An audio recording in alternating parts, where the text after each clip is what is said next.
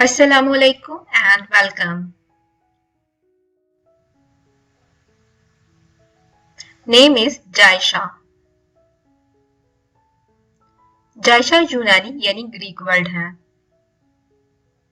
ये नाम मुस्लिम फैमिलीज अपनी क्यूट बेबी गर्ल्स के लिए रखना पसंद करती हैं। जायशा का उर्दू में मानी आला और उम्दा के हैं।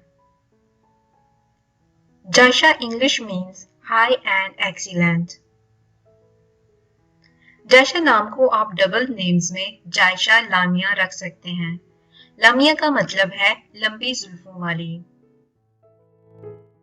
मजीद नेम्स एंड मीनिंग्स के लिए आप हमारा चैनल जरूर विजिट करें और बहुत सी प्लेलिस्ट आपको बच्चों के नामों की मिलेंगी। Thank you for watching video.